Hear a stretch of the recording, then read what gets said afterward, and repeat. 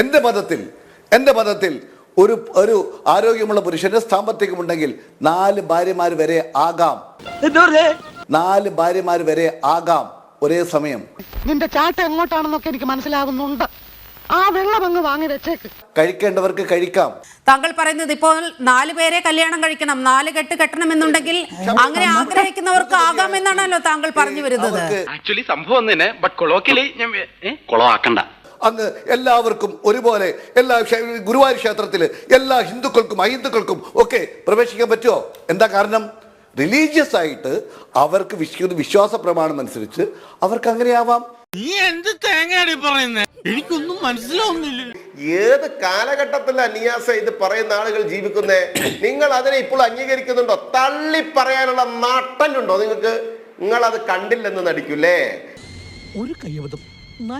ഇവിടെ അങ്ങ് പറയുന്നു ഒരു രാജ്യം, ഒരു നീതി, ഒരു നിയമം. അങ്ങ് പറയും പോലെ ഒരു മതേതര രാജ്യമാണ് ഭാരതം എങ്കിൽ ഈ പറയുന്ന പോലെ നീതിയും ന്യായവും നിയമവും ഇതെല്ലാം ഒരുപോലെ ആകണ്ടേ? അതിനെന്തിനാണ് നിങ്ങൾ എതിർക്കുന്നത്? അങ്ങനെ പറയരുത്. എനിക്ക് നിങ്ങളോട് പറയാനുള്ളത്, പ്രിയപ്പെട്ട നീലിമ, നമ്മള് കണ്ണടച്ചിരുട്ടാക്കാം, പക്ഷെ ഭരണഘടന ഇല്ലാതാക്കി മുന്നോട്ട് പോകാൻ ഒരു ഭരണാധികാരിക്ക് സാധിക്കില്ല. എന്നിട്ട് മുസ്ലിം സ്ത്രീകൾ പള്ളികളിൽ പോകാൻ പാടില്ല. അതൊരു മതപണ്ഡിതർ അത് വ്യാഖ്യാനിച്ചൊരു കാര്യമാണ്. എന്തോന്നാടോ ഇത്? എവിടെ നിന്ന് കിട്ടിയോടോ ഈ ഉണ്ടാക്കണേ? ഒരെണ്ണം കൊടുക്കട്ടെ സാറേ. മനുഷ്യാവകാശവും ഈശ്വര വിശ്വാസവും അതിന്റെ ഈശ്വര വിശ്വാസവുമായി ബന്ധപ്പെട്ട കാര്യങ്ങൾ ഏറ്റുമുട്ടുമ്പോൾ ഈശ്വര വിശ്വാസത്തിന് പ്രാമുഖ്യം കൊടുക്കണമെന്നാണ് ഭരണഘടനയുടെ സത്ത. ഏകീകൃത സിവിൽ കോഡ് വരുമ്പോൾ ഇത് വിശ്വാസവുമായി ബന്ധപ്പെട്ടല്ല, നിയമപരമായ നടപടിയാണ്. ഇവിടെ എവിടെയാണ് വിശ്വാസം ഹനിക്കപ്പെടുന്നത്? അതൊന്നും എനിക്കറിയാൻ മേല. ഇങ്ങനെ എന്തെങ്കിലുമൊക്കെ പറയുമ്പോഴേ എന്റെ മനസ്സിനൊരു സന്തോഷം ഉണ്ടാവുള്ളൂ. ഞാൻ എന്റെ സന്തോഷം നോക്കിയാ പോരെ? അതോ നിങ്ങൾ ഇപ്പോഴും ശരീഅത്ത് നിയമം തന്നെ ഈ രാജ്യത്ത് പ്രാവർത്തികമാക്കണം? ഇവിടുത്തെ പാവപ്പെട്ട മുസ്ലിം സ്ത്രീകൾക്ക് ഒരു തരത്തിലുള്ള നീതിയും ഈ സമൂഹത്തിൽ ലഭ്യമാകരുത് എന്ന് നിങ്ങൾ ഇത്ര വാശി പിടിക്കുന്നത് എന്തിനാണ്? ദൈവമേ, മൂർഖനെയാണല്ലോ ചവിട്ടിയത്. അങ്ങയുടെ മതത്തിൽപ്പെട്ട ഒരാള് ഋതുമതിയായ താങ്കൾക്ക് തന്നെ ശബരിമലയിൽ പോകണം വിചാരിച്ചാൽ പറ്റുമോ? എന്താ അത് അനീതിയല്ലേ? ഒരു സ്ത്രീയോട് കാണിക്കുന്ന ഏറ്റവും വലിയ അനീതിയല്ലേ? ഞാൻ പറയട്ടെ, അതെന്റെ വിശ്വാസമാണ്. പക്ഷേ ഏക സിവിൽ കോഡ് വരുമ്പോൾ അതല്ല സ്ഥിതി. ഞാനത് പറയട്ടെ. ഞാൻ അങ്ങയിലേക്ക് വരാം. ഡോക്ടർ ആരിഫ് ഹുസൈൻ അങ്ങേക്ക് വിഷയത്തിൽ ഇടപെടാം.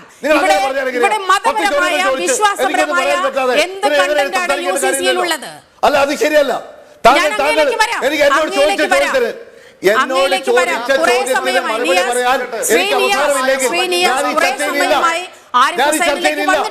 എനിക്ക് പറയാനുള്ളത്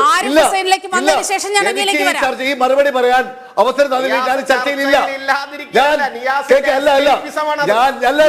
ഞാൻ ഈ ചർച്ച എന്നോട് ചോദിച്ച ചോദ്യത്തിന് മറുപടി പറയാൻ അങ്ങ് തരുന്നില്ലെങ്കിൽ ഞാൻ ഈ ചർച്ചയിലില്ല. ഒരു കുഴപ്പമില്ല, സന്തോഷമുള്ളൂ മക്കളെ, സന്തോഷായി. ഞാൻ പിൻവാങ്ങി. താങ്കൾ പറഞ്ഞു. എന്റെ വിശ്വാസ പ്രമാണ പ്രകാരം ഞാൻ ഖുർആനിൽ വിശ്വസിക്കുന്നു. ഖുർആനിൽ പറയുന്നത് ശരിയായാലും തെറ്റായാലും അത് അനുസരിച്ച് ജീവിക്കാൻ ഒരു മതപരമായി ജീവിക്കുന്ന ഒരു വ്യക്തിക്ക് അവകാശം ഇന്ത്യയുടെ ഭരണഘടന നൽകുന്നുണ്ട്.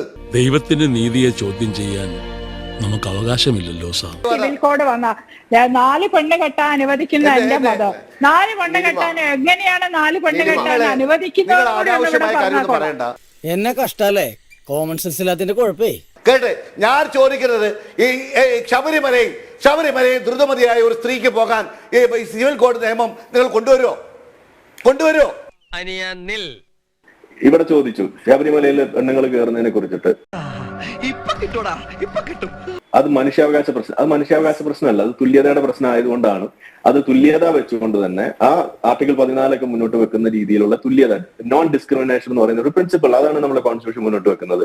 അതിന്റെ ഭാഗമായിട്ട് സുപ്രീം കോടതി അതിന് വേണ്ടിയിട്ട് നിയമത്തിലേക്ക് കടക്കുന്നതും അതിന് വേണ്ടിയിട്ട് അനുവദിക്കണം എന്നുള്ള രീതിയിലേക്ക് വരുന്നതും അതിവിടെ കേരളത്തിലടക്കം നടപ്പിലാക്കാൻ വേണ്ടിയിട്ട് ഇവിടുത്തെ ഇടതുപക്ഷം തുനിഞ്ഞിറങ്ങിയതും ഒക്കെ നമ്മളിവിടെ കണ്ടു. തുടക്കത്തിൽ അത് BJP അടക്കമുള്ള ആളുകൾ അത് ആക്സെപ്റ്റ് ചെയ്യാണ് ചെയ്തത്. ഇന്നും RSS ഒക്കെ അതിനോട് അനുകൂലമായിട്ട് നിൽക്കുന്നതായിട്ടാണ് ഞാൻ മനസ്സിലാക്കുന്നത്. പക്ഷെ വിശ്വാസികളെ സംബന്ധിച്ചിടത്തോളം അവർക്ക് അവരുടെ ഭാഗം പറയാൻ പറ്റും.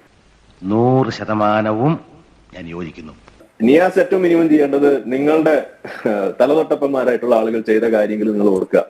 ഇവിടെ ഇന്ത്യയിൽ ഇവിടെ ഒരു ഹിന്ദു കോഡ് എങ്ങനെയാണ് കൊണ്ടുവന്നത് എന്നതിനെ കുറിച്ച് നിങ്ങൾ ആദ്യം പഠിക്കുക. ഇത് ഹിന്ദുക്കളെ സംബന്ധിച്ചിടത്തോളം ഒരു കാലഘട്ടത്തിൽ കഴിഞ്ഞു പോയിട്ടുള്ള പ്രശ്നമാണ്. കാരണം അവരെ സംബന്ധിക്കുന്ന പ്രശ്നങ്ങളിൽ ഒരു തുല്യതയുടെ അടിസ്ഥാനത്തിൽ കാര്യങ്ങൾ കൊണ്ടുവരുന്നതിനുള്ള നീക്കങ്ങൾ പണ്ടേ നടത്തി അതിനുള്ള എതിർപ്പുകളെ വകവെക്കാതെ മുന്നോട്ട് പോയി ഇന്നിവിടെ എത്തി നിൽക്കുന്ന ഒരു അവസ്ഥ ഉണ്ടെങ്കിൽ അത് മുസ്ലിങ്ങൾക്ക് മാതൃകയാകേണ്ട കാര്യമാണ്. അത് ഇന്ന് തടസ്സം നിൽക്കുന്നത് നിങ്ങൾ ഇത് ഹിന്ദുക്കൾക്ക് ചെയ്തു, എന്റെ മുസ്ലിം സഹോദരങ്ങൾക്ക് വേണ്ടി ഇത് ചെയ്യാൻ കഴിയുന്നില്ലല്ലോ എന്ന് പറഞ്ഞ് വിലപിച്ച നെഹ്റുവിന്റെ പാരമ്പര്യം പേറുന്ന നിങ്ങളെ പോലുള്ള ആളുകൾക്ക് നാണുണ്ടോ ഇവിടെ കിടന്നിട്ട് ഇതേപോലുള്ള കാര്യങ്ങൾക്ക് വേണ്ടിയിട്ട് കുഴലൂതാന്ന് എനിക്ക് ചോദിക്കണം. നിങ്ങൾ എന്ത് തുല്യതയെ കുറിച്ചാണ് നിങ്ങൾ സംസാരിക്കുന്നത്? നിങ്ങൾ ഏത് ജനാധിപത്യ മര്യാദയെ കുറിച്ചാണ് നിങ്ങൾ പൊക്കി ഇതുപോലെ പാട്ടുമായിട്ട് നടക്കുന്നത്? സ്വന്തം പോക്കറ്റിലേക്ക് ആദ്യം നോക്കണ്ടേ? അതാണ് എനിക്ക് ഇതിനകത്ത് പ്രധാനമായിട്ട് ചോദിക്കാനുള്ള ഒരു കാര്യം. അപ്പൊ ഇനി ഞാൻ പറയുന്നത് തുല്യത അത് ഹിന്ദുക്കൾക്ക് മാത്രം പോരാ, അത് മുസ്ലിങ്ങൾക്കും വേണം. അവിടെ യൂണിഫോം സിവിൽ കോഡ് വരുന്ന സമയത്ത് അതിന്റെ ഒപ്പം നിൽക്കാൻ നിങ്ങൾക്ക് സാധിക്കണം. എന്തുകൊണ്ട് സാധിക്കുന്നില്ല? പിന്നെ ചൂടാണ്ട് AC ഒന്നും ഇല്ല, അത് എന്തുകൊണ്ട് അത് ഹിന്ദുവിന് മാത്രം മതി എന്ന് നിങ്ങൾ നിലപാടെടുക്കുന്നു? ഇനി ഇതുപോലെ വിശ്വസിക്കാനുള്ള അവകാശമുണ്ട്, ഇല്ലെന്ന് ആരാ പറയുന്നത്? പക്ഷെ subject to morality, subject to public order, subject to health എന്ന് പറയുന്നതോടൊപ്പം ഇന്ത്യൻ കോൺസ്റ്റിറ്റ്യൂഷനിൽ ഒരു ഭേദഗതി കൂടി നടത്തിയിട്ട് ചേർക്കേണ്ട സാധനമാണ് സബ്ജക്ട് ഇക്വാലിറ്റി എന്ന് പറയുന്ന സാധനം കൂടി ചേർത്താൽ തന്നെ പല കാര്യങ്ങളും ഇവിടെ സോൾവ് ആവും. അപ്പൊ അത് നമ്മൾ കൂട്ടായി ഇരുന്ന് ചിന്തിച്ച് അതിനകത്തേക്ക് വരുത്തേണ്ട ഒരു പുതിയൊരു മാറ്റമാണ്. എന്റെ ഭാഗത്തുനിന്ന് എനിക്ക് സജസ്റ്റ് ചെയ്യാനുള്ള കാര്യമാണ്.